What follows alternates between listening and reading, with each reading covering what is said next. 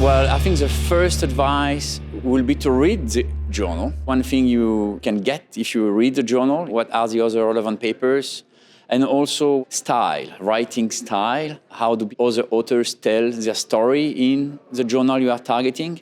It varies a lot from journal to journal. You really have to study that style to know how to write the same way or close. Read a lot before you write. Find your favorite papers that do similar things with what you are planning to publish and try to see how they're structured.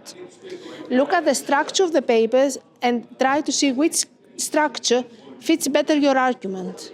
Not the arguments, but the structure of the argument. And try to follow, to some extent, paths of other authors on how they build their argument. That is very helpful if you don't have experience in writing. My recommendation would be to read the journal, but also to think about what you're adding new to the conversations that take place in the journal.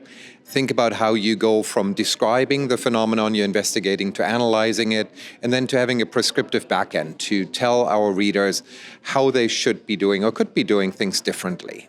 And another recommendation might be to actually give it to an audience of those practitioners and ask them to review your document before you submit it, to see that you're actually having the kind of contribution that you hope you are. When you're publishing for the first time, you want to make sure that you really understand the journal you're submitting to.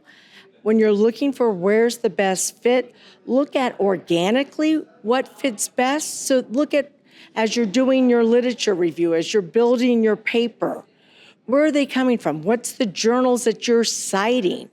And look at where is your research going to make the best fit in building and what has been done in that area and extending it further to make a contribution. The key advice is to look for fresh ideas, is to look for innovation, it's to look for things that they'll make a contribution to society.